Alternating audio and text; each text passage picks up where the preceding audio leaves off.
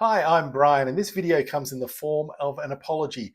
Recently, I did my not-so-official vinyl tag that Dave Atkinson had set up, and when it came to the question of my favorite pickup for the year, I had to give three.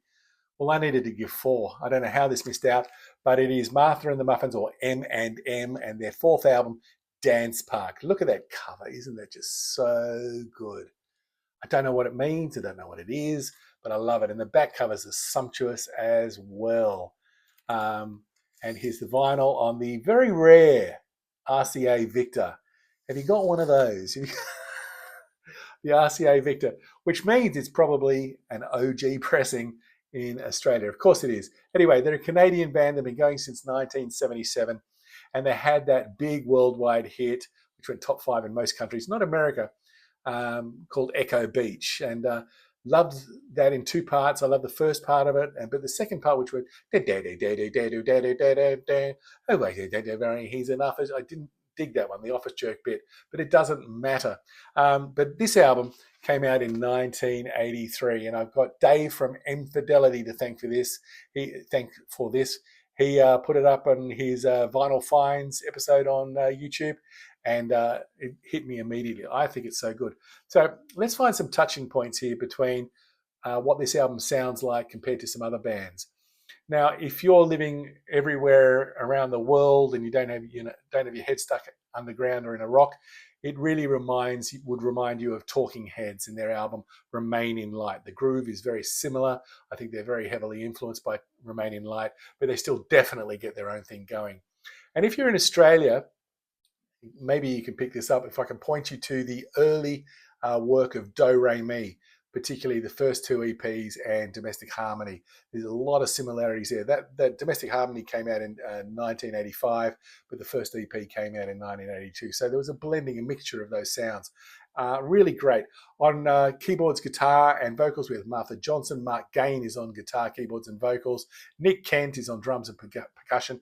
And Jocelyne Lanois is on bass. And this is really important for two reasons. Firstly, Jocelyne Lanois is another one of these incredible female bass players that emerged. It was time for a revolution, and the women got on the bass and controlled that funk, and it was great. In Australia, we had Trish Young from The Clouds. We had Kathy McQuaid from Deck Chairs Overboard, and we have Helen Carter from Do Re Mi.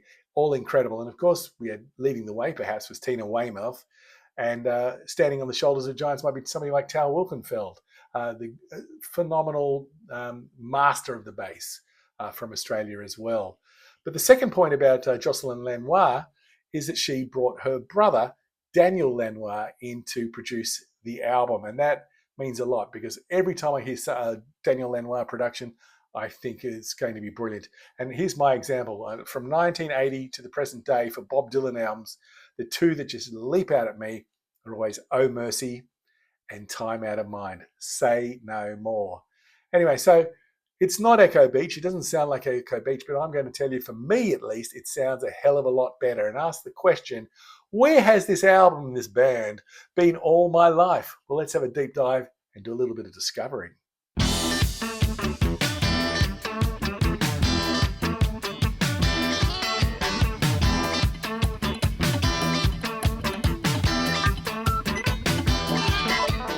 The album kicks off with Obedience, and this is straight out of the new wave funk. It is incredible. It charges out of the gate at us, and the groove here is so exciting. I love the little computer glips that they put in throughout this song. It reminds me very much of something like Cross-Eyed and Painless from Remain in Light. Also really like the use of echo on the vocals and on the second vocals towards the end. But it is definitely that chorus rhythm guitar, that manic rhythm guitar, that really sets the scene here, because you've got this amazing funk, and the band's absolutely fanging it down the highway. And then we have this manic guitar, which is rhythm guitar, which sends it completely into overdrive. And to me, it's like a wet dog just wringing itself out, and it's spraying everywhere, and I don't care. Let's have a listen to that sound.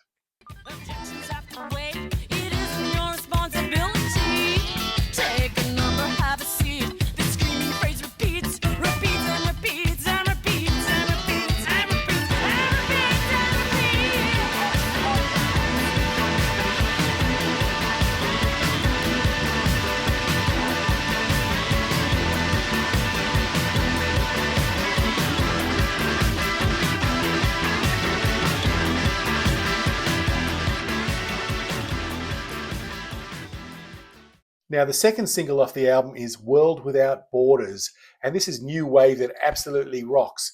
And they just sound like a really cool band. They're really tight, serving the song, one unit, fantastic. And I love how things just sort of pop up during this song. So we might have in the right ear, we get an acoustic guitar. Right at the back of the soundstage, we might have a bagpipe blowing. And that dreamy middle section is just so soothing and fully immersing. It's almost like a ferry trip around the cove, and you sort of get off at different jetties along the way, and finally you reach the end of your day and you hop on the ferry to take you back to where you came. It's soothing, it's great. The saxophone for me is almost like a deal breaker, but it's beneath that cool middle section and not terribly invasive. So it's okay. But the song on its own is fantastic. Absolutely love it. Let's hear a bit of that.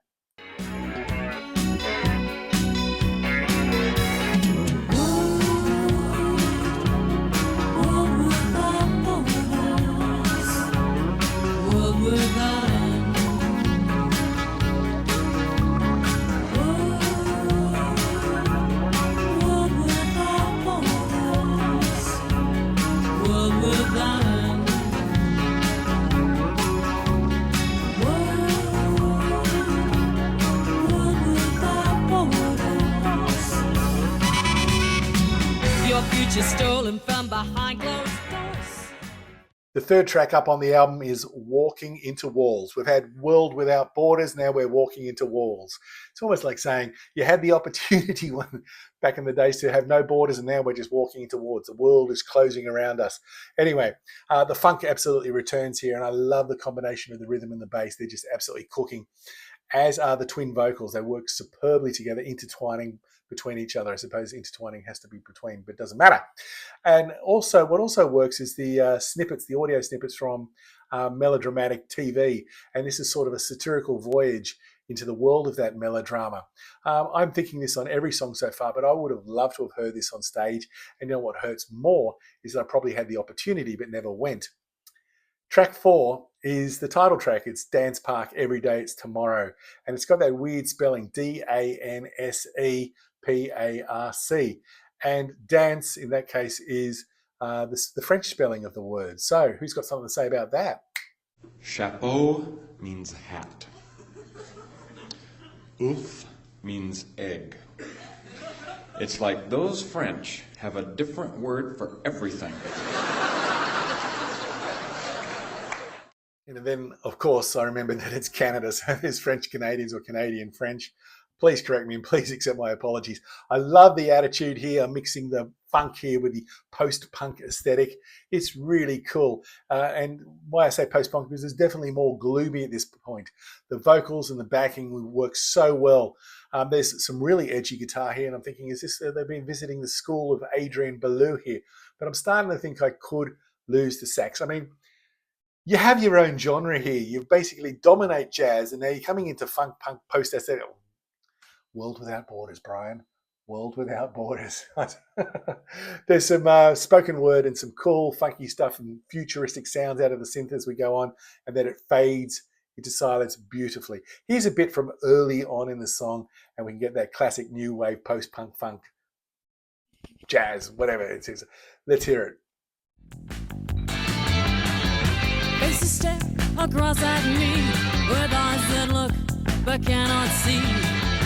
Out of reach, out of love, stepping out of bounds.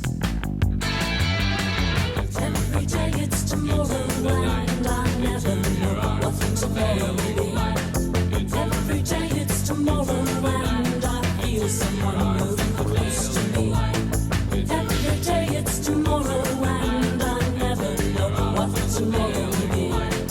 Every day it's tomorrow, and to dance is all I need.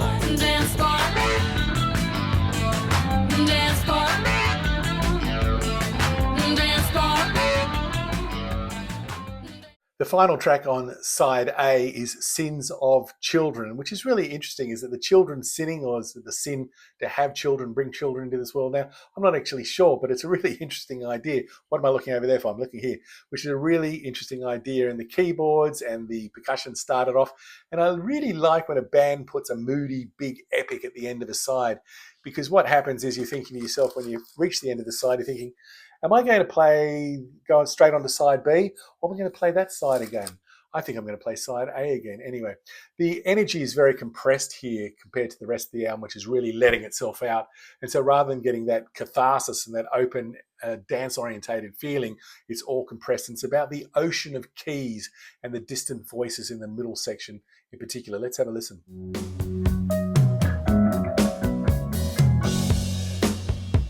You call them the sins of children, and children must be brave. You call them the sins of children, and children must all be saved.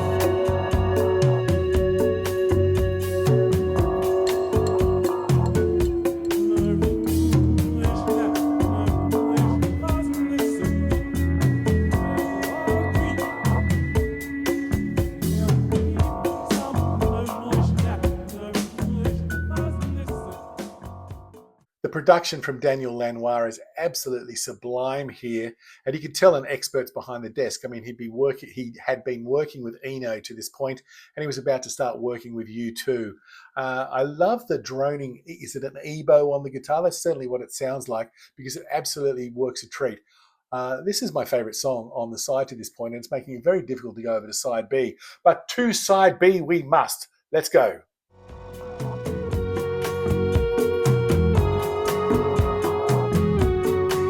They must be saved.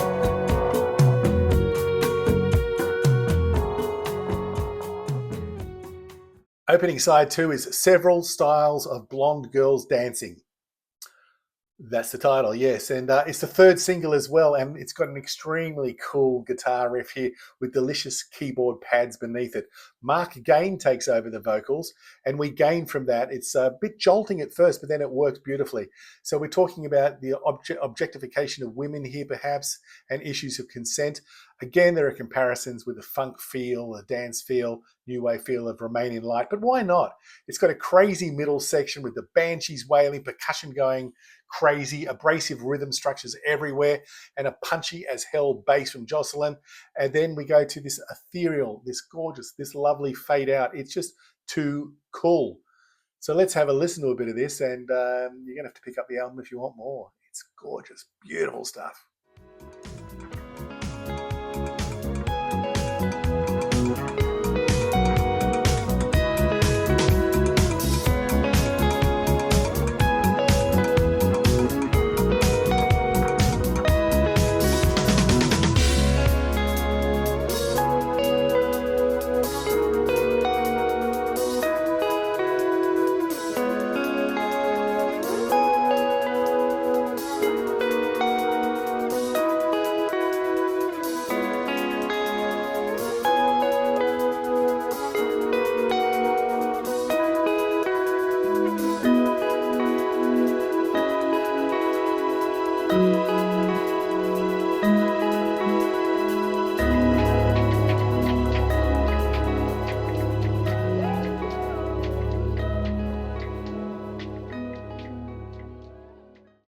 What follows next is Boys in the Bushes.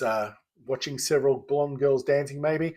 But is this about the paparazzi? The tribal funk is here. It's come back, and we're particularly noticing that through that great bass line, and it's certainly just pounding out on the one.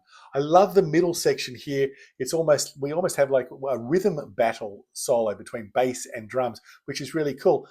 And I just noticed that I seem to be talking a lot about middle sections and end sections, which is just the sign of a great band. I think, we've got a great verse, great chorus going, but what can we add to the song to make it even better, more interesting?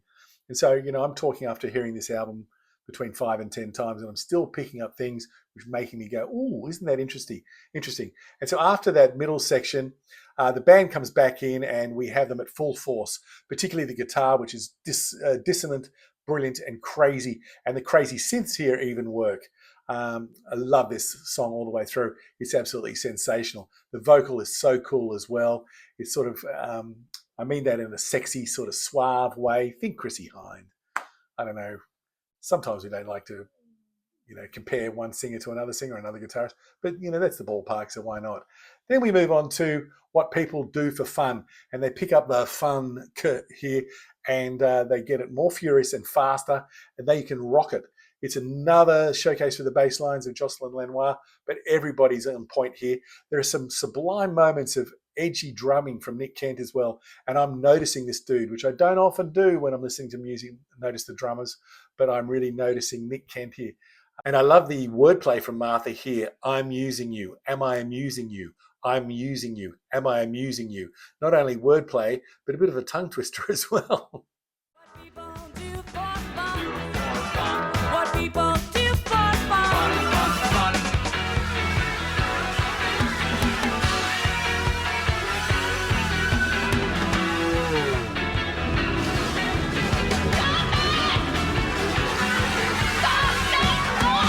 I'm using you, am I amusing you?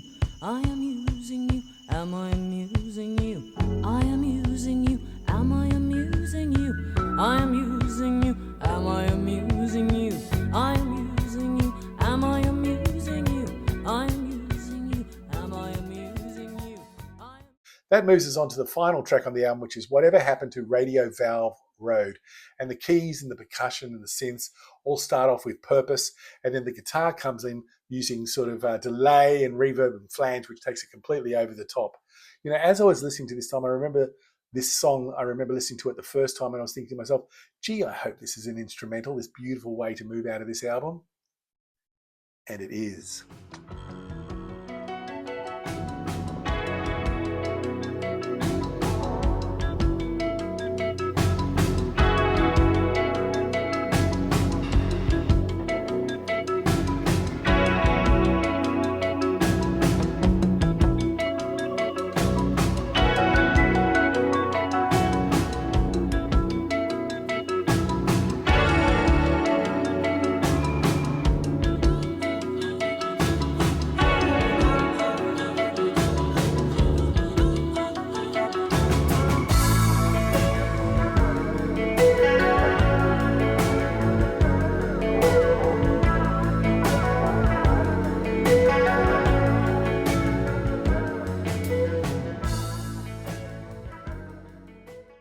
So thanks so much to David and Fidelity for giving me the tip on this. Really appreciate it, Dave.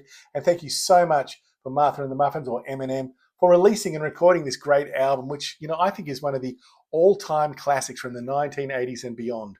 It's right up there with Talking Heads and The Police, anybody else you'd care to name. And it's a classic.